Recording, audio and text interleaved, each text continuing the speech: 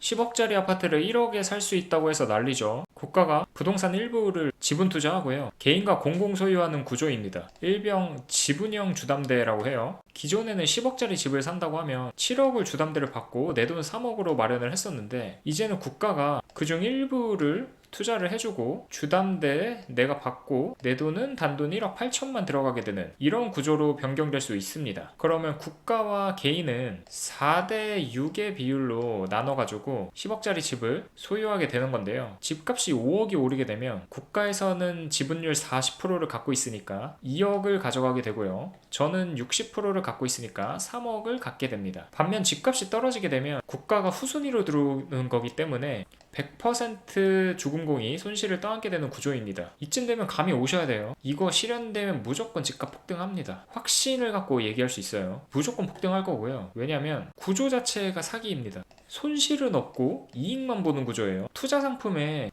무위험 상품이라고 하면, 그러니까 뭐 원금 보장형 상품들 외에는 없는데 지금 그렇게 만들겠다는 거거든요. 리스크가 제로입니다. 그러니까 부동산 투자를 안 하면 바보가 되는 거예요. 이익만 나눠갖고. 자, 초우량 미국채, 세계에서 가장 안전하다고 하는 투자 상품인 미국 국채를 사도 손해를 보는데, 보시면 가격이 계속 빠지죠. 물론 만기까지 갖고 있으면 손해는 안 보지만 중간에 매도한다고 했을 때 국채를 사도 손해를 봅니다. 하물며 안전한 국채도 이렇게 손실을 보는데, 고위험 자산인 부동산을 사는데 무위험이다? 손실을 떠안을 가능성이 제로다? 이러면은 부동산 투자 안 하면 바보죠. 보시면 그래프 보시면 계속해서 우상향을 하고 있고, 부동산이 액수 자체가 크다 보니까 고수익 상품인데 여기 무위험까지 겹치게 되면 투자 안 하는 게 바보가 되는 거죠. 정부에서는 가계부채가 2천조 가깝게 늘어나니까 대책이랍시고 내놓았는데, 이거 시행되면은 정부의 새로운 유동성 공급이 되는 거기 때문에 부동산 폭등을 불러올 거라고 생각하고요. 빈대 잡겠다고 초과상간 태우는 그런 우를 범하지 않았으면 좋겠습니다. 근데 이게 이례적인 제도는 아닙니다. 한때 영국에서 시행이 됐었고요. 영국, 그러니까 런던 집값이 엄청 높기로 유명하잖아요. 서울보다 비싼 걸로 유명하죠. 뭐 월세만 4, 500 하니까. 그래서 영국에서도 대책으로 내놓은 게 헬프 투 바이 제도입니다. 이게 뭐냐면 10억짜리 주택을 사게 된다면 5%, 단돈 5%만 내고 집을 취득할 수 있게 되는 상품이었어요. 그러니까 지금의 한국에서 시행하겠다고 하는 것보다 더 심하죠. 10억짜리 아파트를 살 때 내 돈 5천만 원만 있으면은 취득할 수 있는 상품이었고요. 게다가 무이자였습니다. 한국에서 지금 내놓은 거는 정부가 예를 들어서 40% 투자를 해주면 그 40%에 대해서 임대료 명목으로 내야 되거든요. 근데 영국은 그마저도 없었다는 거예요. 그러니까 정확히 말하면 임대료는 있는데 임대료에 매겨지는 이자, 그게 무이자였다는 말입니다. 엄청나죠. 그럼 개인은 은행한테 빌렸던 돈에 대한 이자만 내면 되는 거예요. 미국에서는 2023년부터 캘리포니아에서 시행 중에 있고요. 드림포 올이라는 상품입니다. 10억 기준으로 보면 2억 원,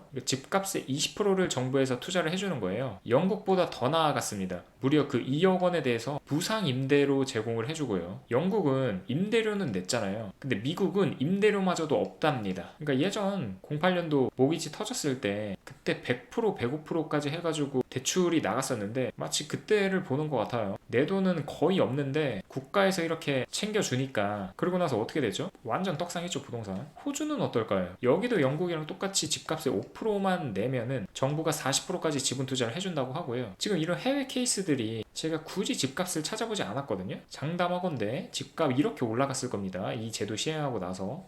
근데 아직 설레발은 이루고요. 6월부터 시행한다고 하는데 그때 되면 정부가 또 바뀌죠. 예상 규모를 보니까 4천억 수준의 주택수는 1천채 정도라고 해요. 그래서 일단 1천채라고 하면 큰 대단지 한 개 정도 되거든요.